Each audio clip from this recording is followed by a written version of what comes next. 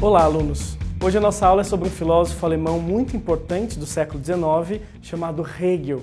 E o Hegel, ele é o último filósofo a compor uma grande explicação, um grande modelo sobre o universo, sobre a ética, sobre a natureza, sobre a estética, sobre a metafísica.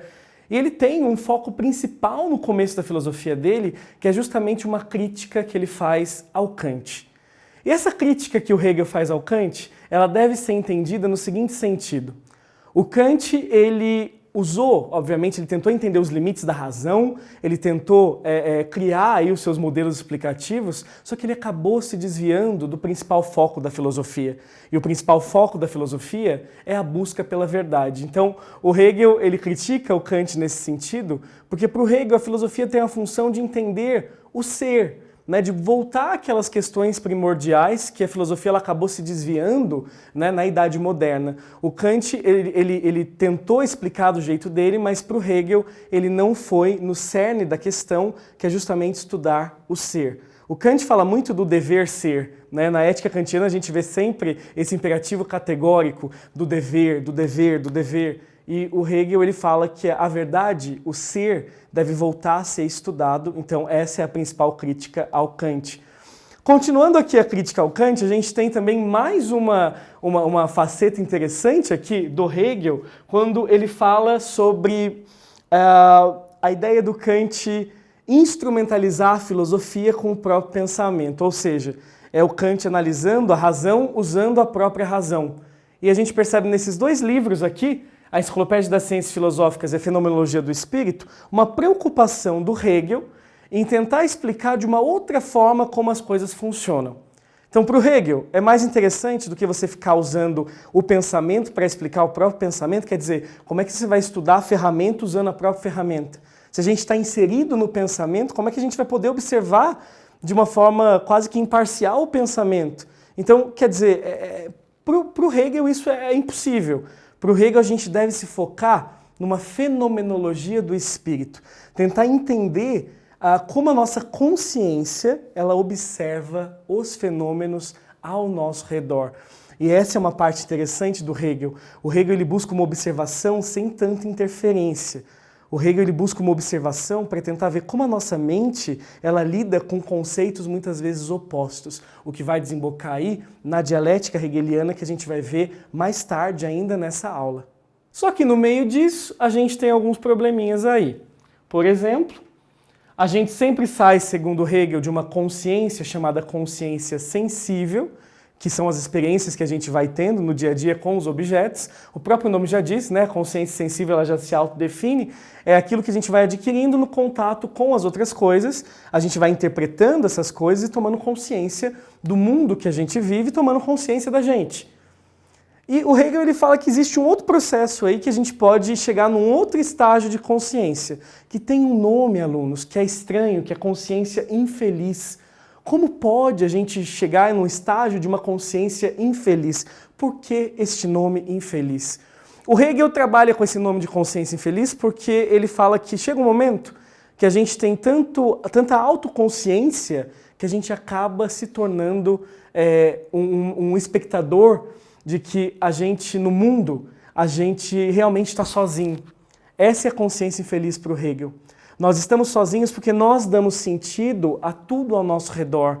Tudo depende da nossa consciência, de como a gente interpreta o que está ao nosso redor. Então você sente uma solidão gigantesca. A consciência feliz ela é um estágio muito perigoso, porque a consciência feliz ela pode te dar a impressão de que você está isolado, de que nada mais tem sentido a não ser você mesmo. E aí o Hegel diz que é preciso passar para a próxima etapa, para o próximo estágio. E esse próximo estágio, o Hegel ele chama de espírito absoluto, a consciência em si para si, que é uma autoconsciência tão elevada, a gente sabe do poder que a gente tem enquanto seres conscientes, a gente reconhece os outros e reconhece a gente como um grande espelho, mas ao mesmo tempo a gente percebe que a gente deve agir.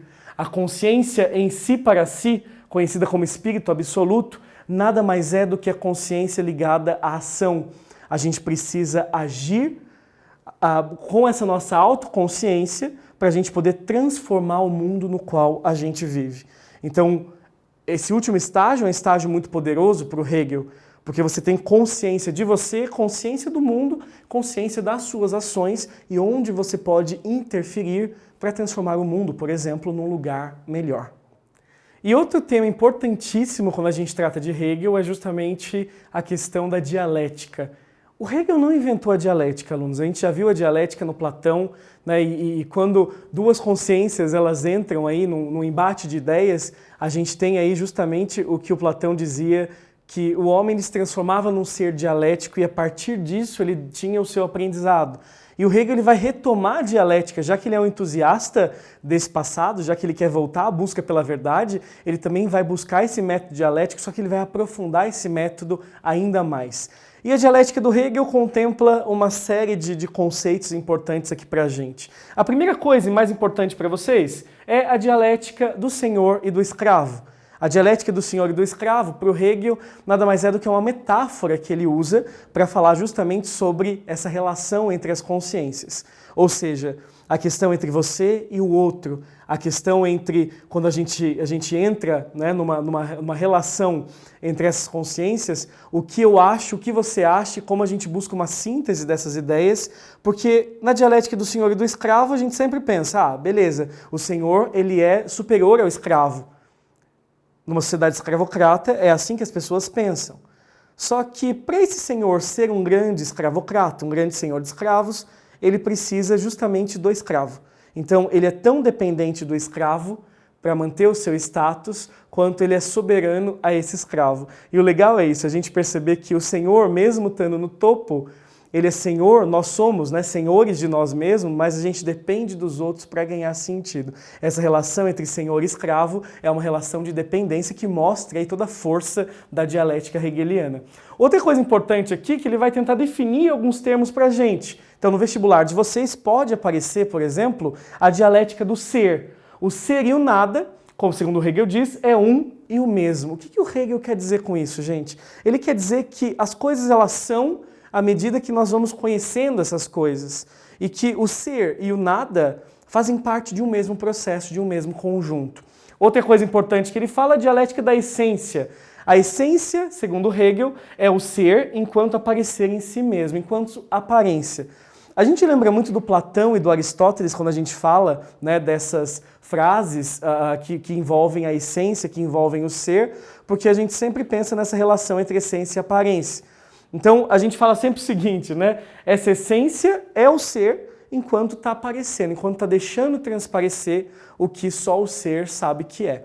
E por último, para a gente terminar, a dialética do conceito, onde o Hegel afirma para a gente que o conceito é a unidade entre o ser e a essência. Então, quando a gente imagina um conceito matemático, algum conceito, a gente sempre está pensando não na coisa em si, mas ao mesmo tempo também envolve a coisa em si. O legal do Hegel é que ele pensa por todos os lados, ele sempre vê uma relação dialética, uma relação de dependência. Né? O Aristóteles tinha visto essa relação de dependência entre essência e aparência, e o Hegel ele traz isso para a gente em plena Idade Moderna, em pleno século XIX, para tentar trabalhar essas questões. E a gente também precisa falar um pouquinho sobre a visão da história para o Hegel. O Hegel ele é muito compreensivo em tentar mapear uma história da formação da consciência. Ninguém é o que é por acaso. Os homens são filhos do seu tempo. E é legal que tem uma frase que é icônica do Hegel, que é uma frase na qual ele demonstra isso muito bem. E essa frase diz o seguinte: a filosofia é a ave de Minerva, que alça o seu voo logo ao cair da tarde. O Hegel está querendo dizer o seguinte, que a ave de Minerva é a coruja da deusa Atena. Minerva é Atena, na Grécia Antiga. E que essa ave que tudo conhece, a sabedoria que a gente tanto busca, ela só pode enxergar as coisas que passaram. Ela enxerga as coisas de cima, ela é compreensiva. A filosofia ela precisa se preocupar com essas questões. O legal da filosofia do Hegel é que o Hegel ele tenta mapear todo um histórico para justificar as coisas. E nisso ele vai influenciar um dos grandes pensadores, um dos mais famosos filósofos, sociólogos que a gente tem aqui no nosso curso também, que é o Karl Marx. Então, o Karl Marx ele vai beber das ideias do Hegel, ele vai, obviamente, usar uma base hegeliana e vai acabar invertendo essa base, vocês vão ver, mas ele vai usar muita coisa que o Hegel traz, principalmente essa compreensão da história para poder formular o seu materialismo histórico. Então, olhar, por exemplo, de uma forma mais compreensiva o passado humano é fundamental. E eu queria que vocês prestassem muita atenção nessa parte do Hegel, nesse trecho do Hegel, que a gente vai falar um pouquinho sobre essa compreensão da história para ele. O que quer que aconteça, cada indivíduo é sempre filho de sua época. Portanto, a filosofia é a sua época tal como apreendida pelo pensamento. É tão absurdo imaginar que a filosofia pode transcender sua realidade contemporânea, quanto imaginar que um indivíduo pode superar seu tempo, saltar sobre rodes. Então, pessoal, vamos fazer uma revisão do que a gente acabou de ver? Então, alunos, na aula de hoje a gente analisou as ideias desse grande filósofo do século XIX, que é o Hegel. A gente percebeu que o Hegel ele faz uma crítica muito veemente ao Kant no que concerne ao foco da filosofia. O foco da filosofia deve ser a busca pela verdade, deve ser o estudo do ser, e não algumas outras questões que o Kant levanta usando a própria razão como instrumento para entender a razão. Para o Hegel isso não faz sentido.